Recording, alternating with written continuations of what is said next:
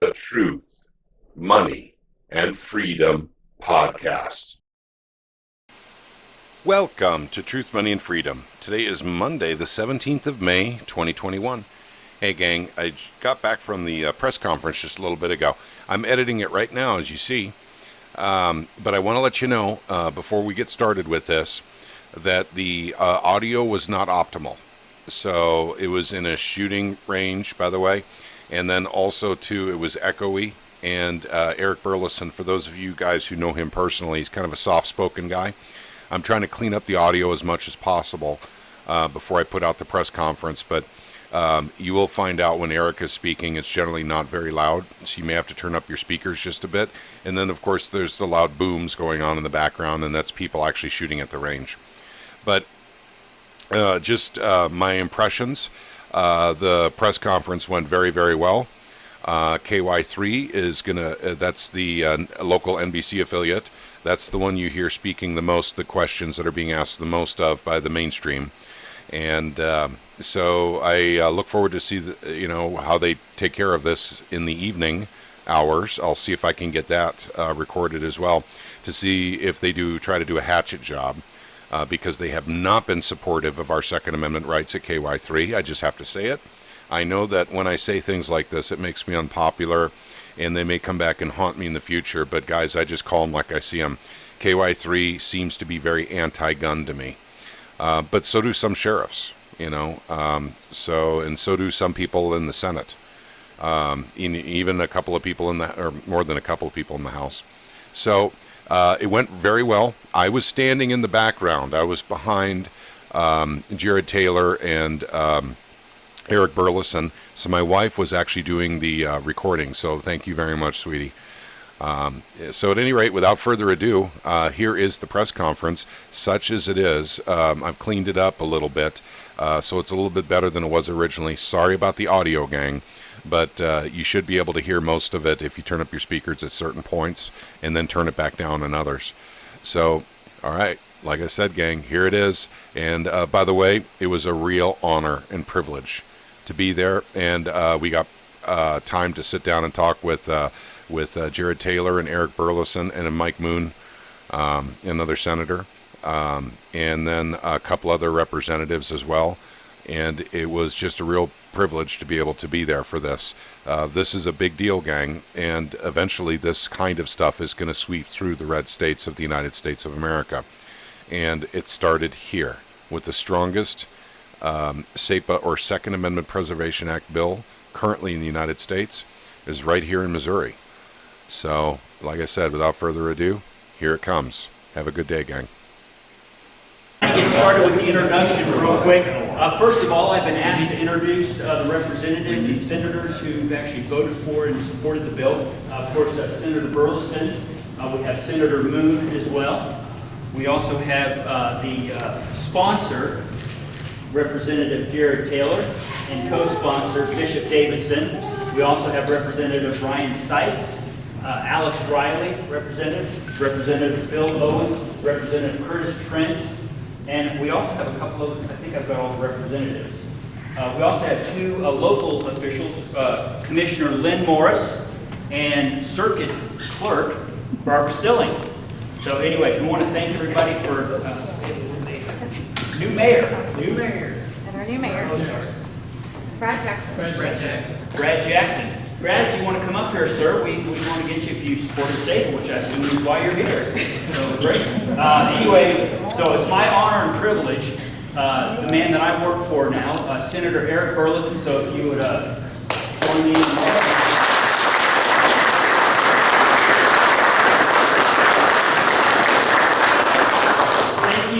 I first want to say this effort would never have happened without the tremendous support of grassroots. We had a lot of people that were involved in this, and there's so many people to thank. And I'm gonna speak quickly, but I'm gonna turn it over to who I think are the real rock stars, which are their House members, whose names are attached to the bill. This effort was not something that just happened this year. This was an effort that has been in process for almost a decade.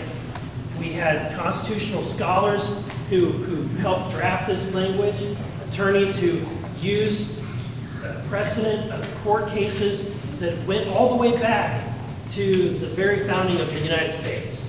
When it became, the first court decision was Prigg versus Pennsylvania. And so if you want to go back and study that, whenever you're going to bed at night, that'd be a great topic to sleep to. However, this topic was something that I just want to make clear is well studied and well founded. And at the end of the day, there's never been a better time to pass it than now. Because we have an administration, we have a president who is hostile to the values that we hold dear in Southwest Missouri, to the values of the Second Amendment. And as you all know, if the Second Amendment isn't there, then we don't have the First Amendment or any of the other rights that we have in the Constitution. Passing this bill was essentially telling this president, who is very hostile, who has already passed executive order after executive order to take away our rights. In essence, we told the president to go pound sand. That in the state of Missouri, yes, that in the state of Missouri, that we stand for the Second Amendment, and while he's not going to do so, we're going to remind him that the state of Missouri and all the states are the ones that created the Constitution. We're the ones that created the federal government. We're the ones that ratified the Constitution. The states ratified the Constitution. So therefore, the federal government cannot infringe on our Second Amendment rights. So it's reminding them about their place. We're telling them what their place is. So this bill simply does this, in essence, says that local law enforcement has plenty to do already in enforcing the statutes of Missouri. They've got enough to do to focus on the crimes that are taking place in Missouri than to be commandeered by federal agents and be taken around enforcing things that we consider against the Second Amendment. It's that simple. And so I want to say thank you to a lot of people, including the gentleman who originally crafted the language. He was an attorney out of Northeast Missouri, Dave Rowland. I want to say thank you to Dale Roberts, who is a judge out of Columbia, Missouri, who is constitutionally sound, and also because he helped us work with law enforcement. I want to say thank you to law enforcement for sitting down with us and making sure they understood how this bill would be a binding for their officers.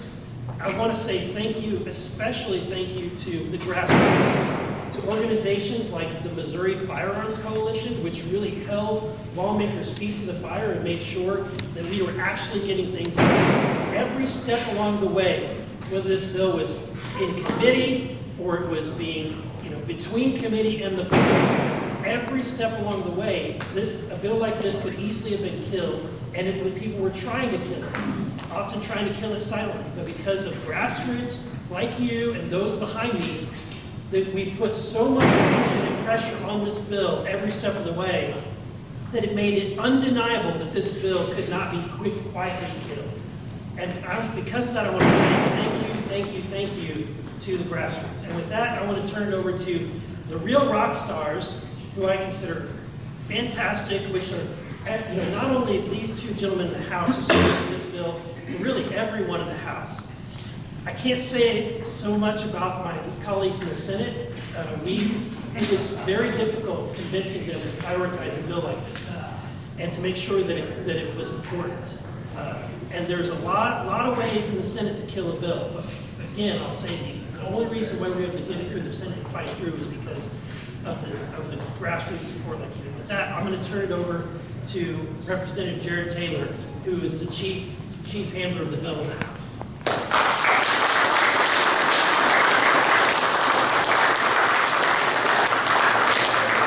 Well, thank you all for being here today, and I can't tell you how thankful I am for the grassroots. Like Senator Burleson said, had it not been for the grassroots, for groups like Missouri Firearms Coalition, for the MRA, which is the Missouri Republican Assembly, had it not been for them, this bill wouldn't be where it is. If it weren't for every single person making phone calls, emails, coming up to the Capitol, knocking on doors, asking senators where they stood on it, and to stand firm, we wouldn't be here where we are. We would have a weak bill like all the other states that have passed legislation that doesn't do anything. But this bill is the strongest bill in the United States that will hold our Second Amendment and making sure that it isn't infringed upon. That we have a federal government who right now is attacking the Second Amendment. I was asked on the floor, well, why is this such an emergency? Why do we need to get this done? Well, the answer is simple. Because we have an administration who is right now trying to redefine what a short barrel rifle is. They're trying to make law-abiding citizens in the state of Missouri illegal citizens, or illegal, and their weapons that they possess illegal overnight. If we don't pass something like this, and if the governor doesn't sign it, we're in big trouble, because the federal government is coming after our firearms. This is no longer a hypothetical. We had a presidential candidate who said, hell yeah, I'm coming for your AR-15 and your AK-47. We've got federal legislators who are working on legislation that want to redefine and limit ammo capacity. They want to redefine and limit a type of weapon that you have. So this is happening right now. I don't know about you, but I think that Missouri citizens, Missouri legislators, best know what laws need to pass in the state of Missouri rather than out of control congressmen from Illinois or from California. We know best here in Missouri what to pass, and I want to hold our law enforcement accountable for what we pass, not what they pass in D.C. And that's what this legislation does. This legislation says that we're not going to be commandeered, our resources aren't going to be used to enforce federal laws, especially when it comes to gun rights. And I think that this foundation, this anti-commandeering doctrine that we're using, could be used on a multitude of different levels in the state for different issues that the federal government is out of control on and asserting our rights. So I want to say thank you to everyone, all of you grassroots. Thank you very much, and I would like to turn it over to Representative Bishop Davidson, who co-sponsored this bill, who is also part of this bill string, House Bill 310.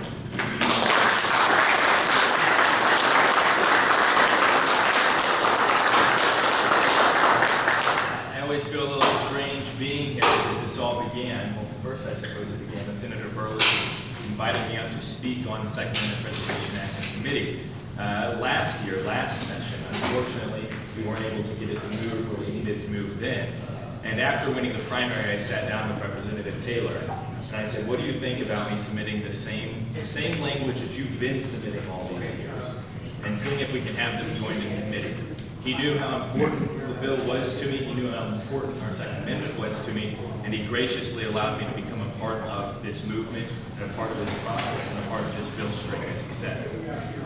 And a part of that, though, was that if it weren't to get through this session, and if he were to term out before we could get it across the finish line, that I'd be carrying it on. Fortunately, we didn't have to rely on that contingency. Fortunately, it was within my first year as a legislator that I got to see the Second Amendment Preservation Act passed here in Missouri. And how important it was, considering where we are in the first 100 days. Right? We had a lot of promises as to what these 100 days would be, but what I'd say is what they have become is only a fulfillment of what's been laid out and set out before in administrations past and by a federal government past. This is not just a new idea to have our rights infringed.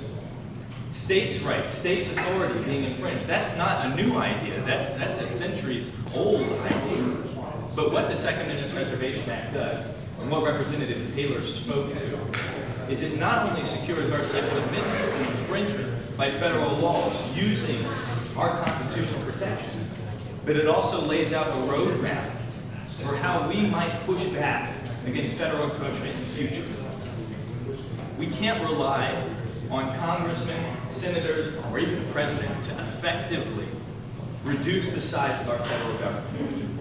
We've seen glimmers of hope, but for a system of change, and for change across the board, it's going to have to be the states themselves which seize that authority.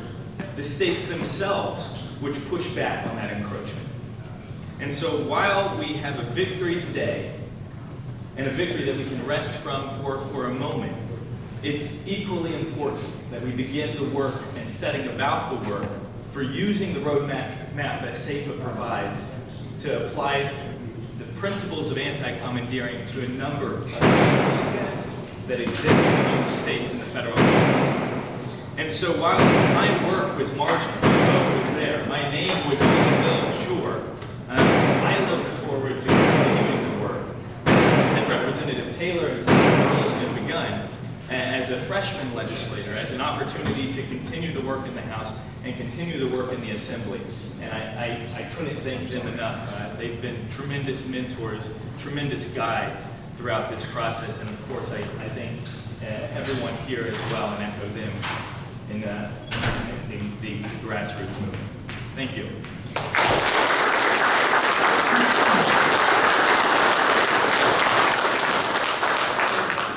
I want to say thank you to the Missouri Republican Assembly. They were fantastic. They came up every week to knock doors, go door to door, and ask individuals where they stood.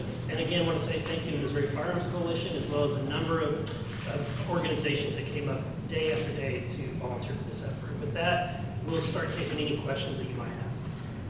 Senator Burleson, given the Republican majority in the Senate, Republicans have traditionally been supporters of the Second Amendment. Why were you getting pushback from some of your colleagues?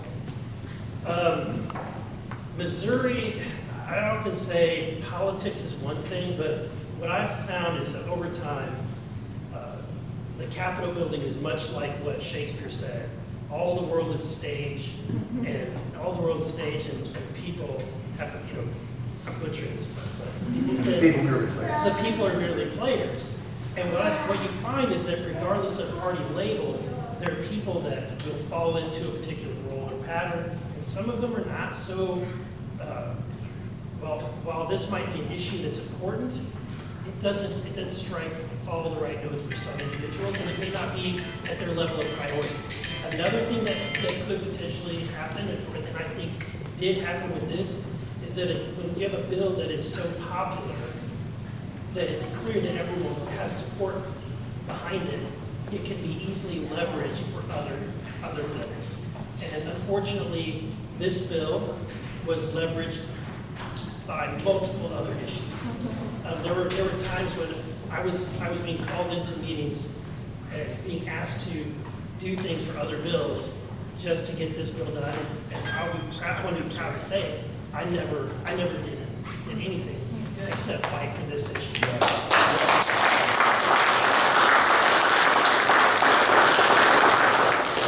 And I'll give this bit of wisdom, if I will, to those who are new, is that you should never compromise your principles to get something done. You've got to continue to just hold your head high. At the end of the day, this job will only be here for at most 8 years, at the most.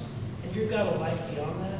So I don't know about everybody, but I want to be able to sleep at night for the next 40 years of my life. And because of that, I'm not going to compromise or leverage other things just to get something like this done. But it was the right thing to do, and we leaned into it as far as we could. And because of that, I feel like we got it, at the end of the day, we got it across the finish line. Now, none of you may be able to answer this, but given the society we're in, inevitably the Democrats are going to sue to try to block this. Has the Attorney General commented on the constitutionality of the bill and where he stands as he'll have to defend the bill? I've not had any comment from the Attorney General. Have you guys heard anything from the agent's office? So there's a lot of the bill that is what some people would call the preamble, but that language is written by a constitutional attorney who is really trying to lay the groundwork for any kind of constitutional challenge and making sure that a court understood exactly where we stood and should go to court. Senator, what do you see as the big benefits for local law enforcement agents like sheriff deputies and Christian deputies? That's a good question. When you speak to local law enforcement, the last thing they ever want to do is be told that they have to go round up firearms or go round up magazines. Any time that's ever been tried, it's very unsafe. Okay? And so it's also, principally, most law enforcement are very supportive of the Second Amendment, and they don't want to be enforcing something that they consider to be a violation of the Second Amendment.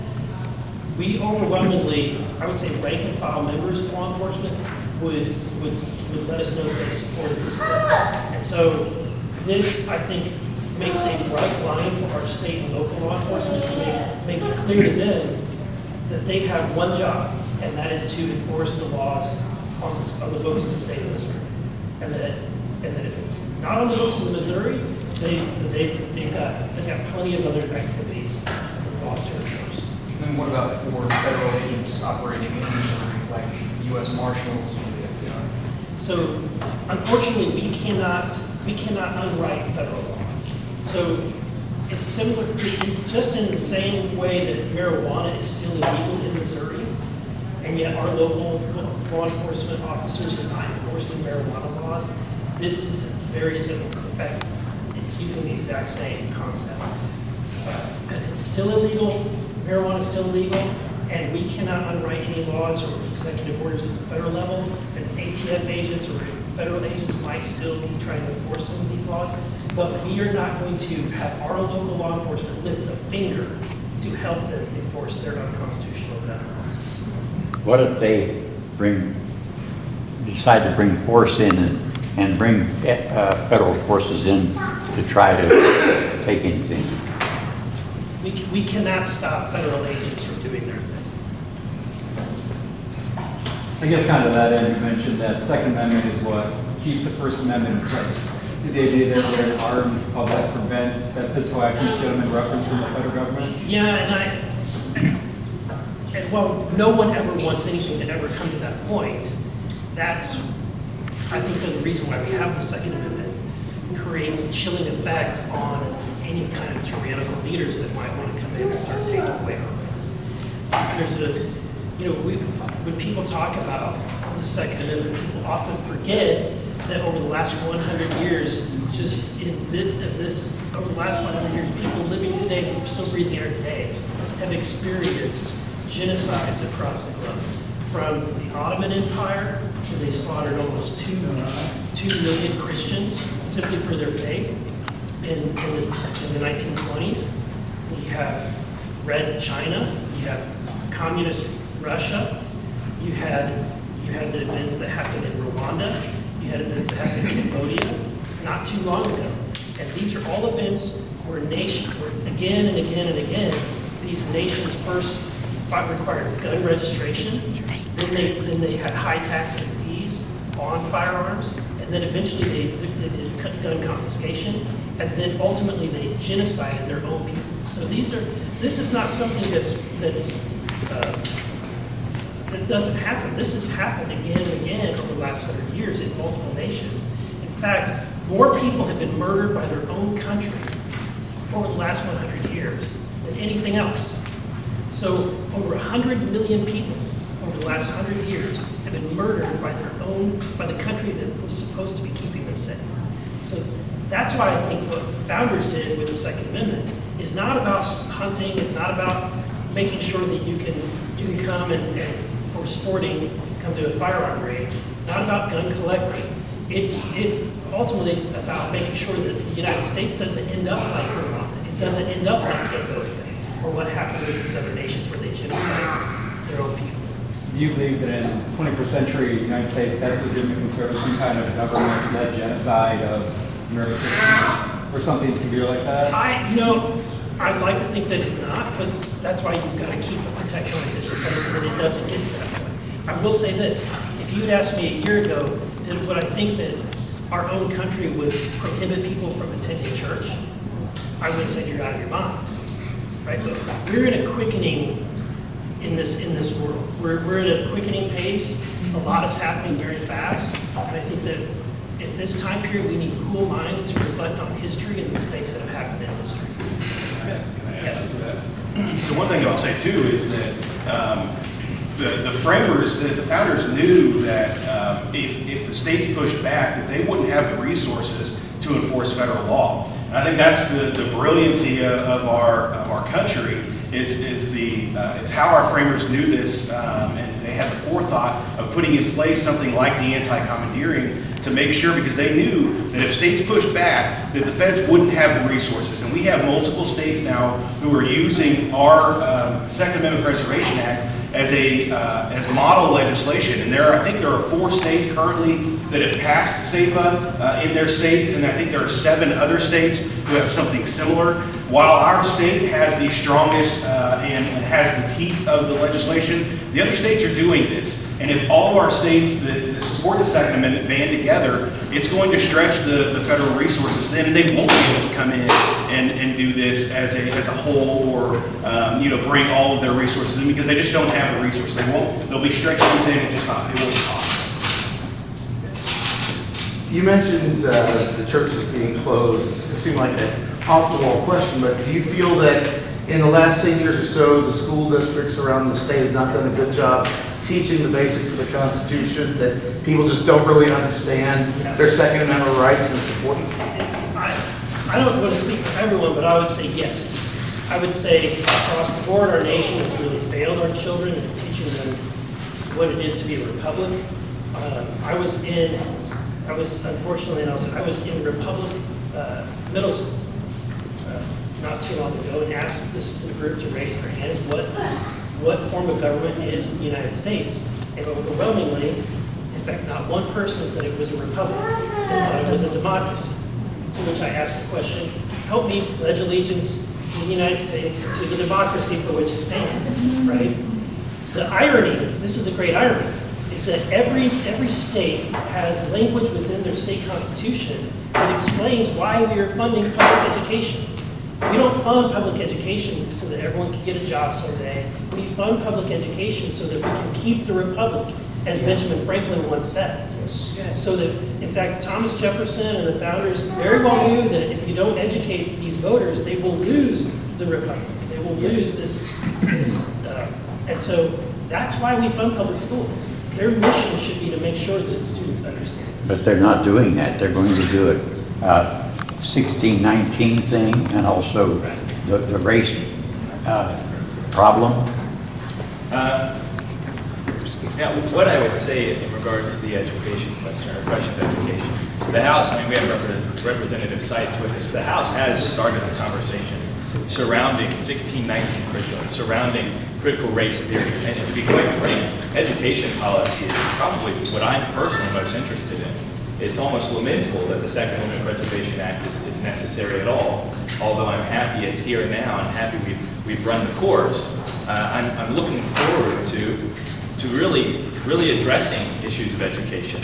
And I know that there's a lot of us in the House working on it. I know Representative Seitz has already begun work on that. And I know that I personally intend to be filing legislation revolving around American history, Missouri history, and civics curriculum throughout the state of Missouri, so that we, as a conservative bloc, can say this is what we're for.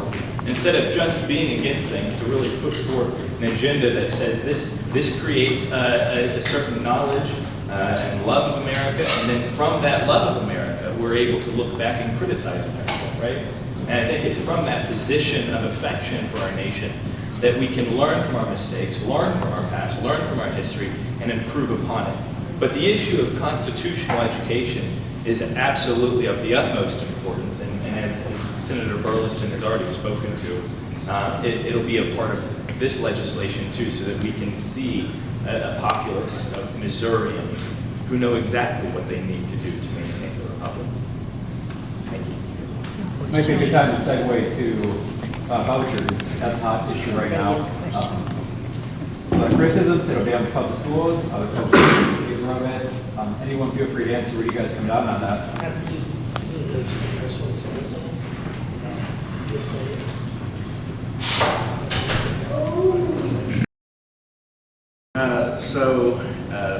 the ESA issue education savings accounts, charter schools, vouchers. I mean, it's a very contentious issue in the General Assembly. But generally, I think, and I think there's a wide body of support throughout the state, that parents should have a great deal more control over the educational destiny of their students, of their children, than they do right now. And the best way to do that is through market forces. And the way to achieve market forces while still maintaining the public funding, the universal nature of access to education, is to give parents the ability to choose between different kinds of educational institutions and to have control over the resources, the money that's used for that funding. This General Assembly that just concluded, there was an education savings account bill that was passed that will begin what is essentially, in my mind, a pilot program, a relatively small program, to give parents a tax credit that they can then use to apply toward the education of their child. I think that program is likely to be a wild success, And once we've proven that concept, my hope is that we will begin to expand that program around the state so that parents who have concerns about what their children are learning, parents who have special needs children who need a different kind of curriculum or different kinds of accommodation for their child will have control over a portion of the state funding for that child's education, and will be able to direct them to the educational resources of their choice, the educational resources that they need in order for their child to be successful. And as was mentioned earlier, a big part of that success is that they have learned the cultures and values of our society, the system of government, how they can be complete citizens in our society. But as we all know, there's also a big economic component to that too. We want kids to be able to succeed in life, both politically, civically, and economically. And I think choice and market forces are the way to get that kind of success into our schools and get that kind of success more widespread than it unfortunately is right now. I guess then in 10, 20 years, where would you hope to see that program go? What would that look like in terms of public education, private, kind of a mix thereof? Well, I think each step is the next step. So if this initial program is successful, broadening it makes sense. And you know, improve each step of the way that we make things better, that the education system is more functional, then that tells us where the next step should come. So, you know, my ideal in 20 years is that parents have a great deal of control over where they send their kid, and the state funding follows the child to education and opportunities.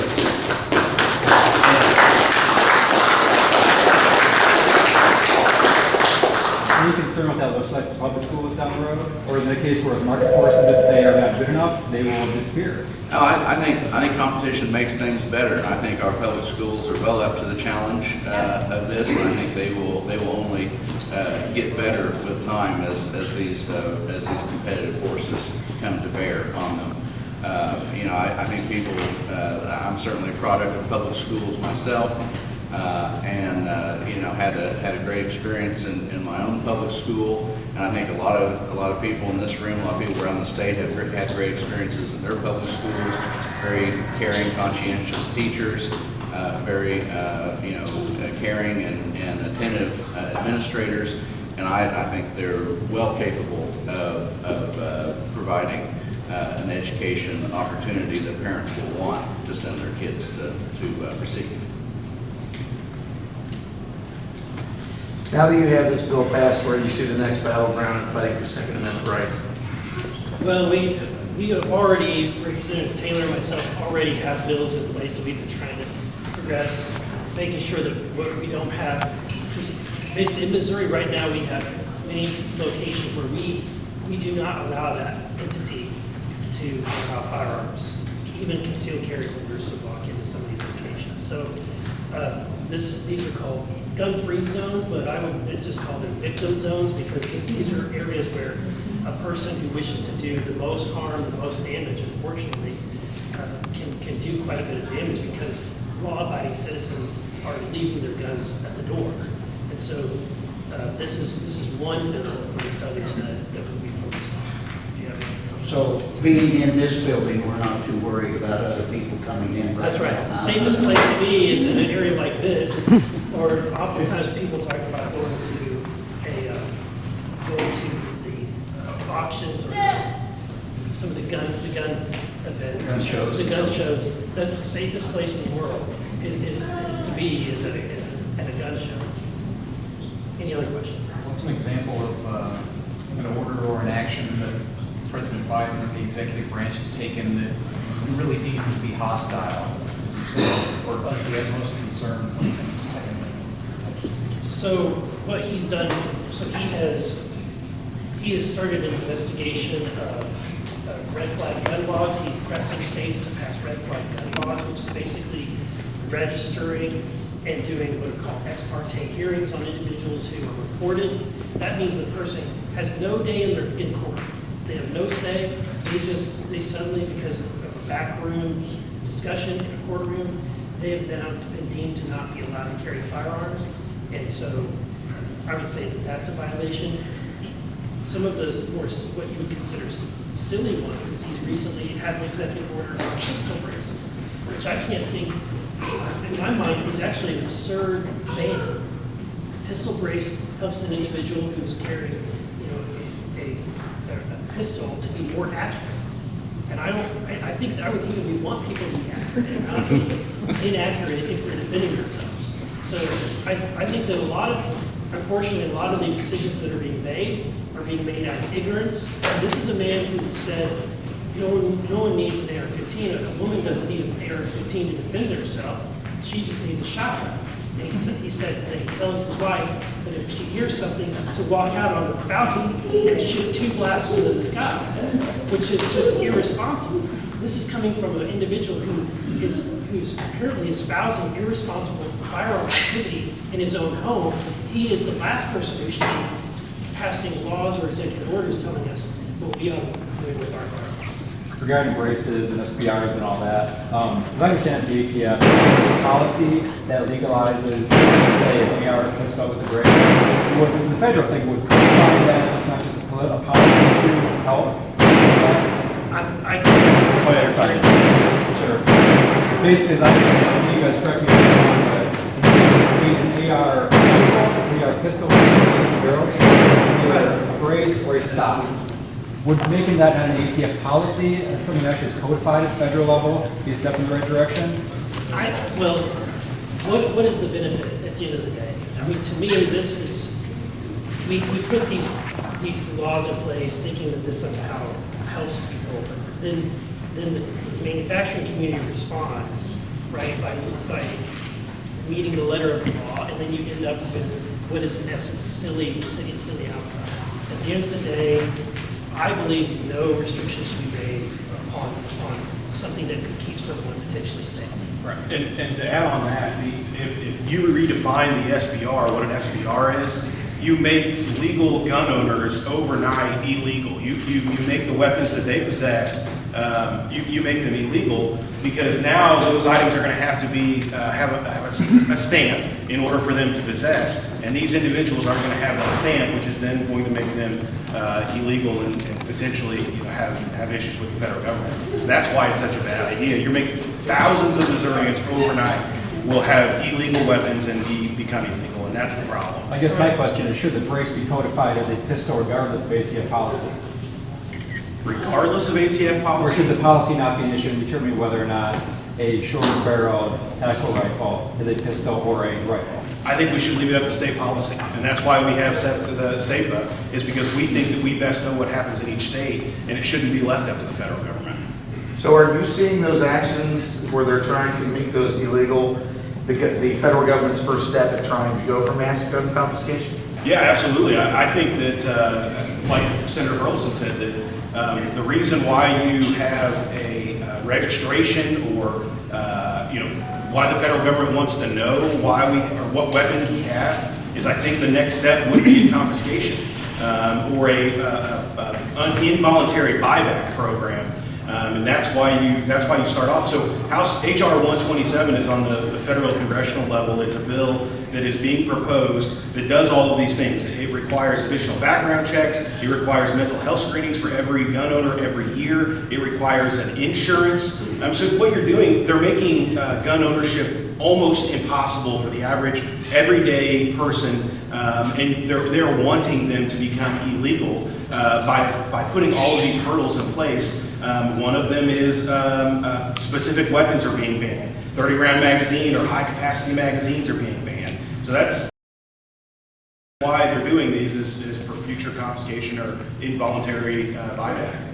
All right, guys, let's wrap it up here with that, and then obviously we'll stick around. There's a lot of other lawmakers that have other pressing issues, and if you guys had questions about other bills that have passed, now might be a good idea time to take advantage of that, their availability.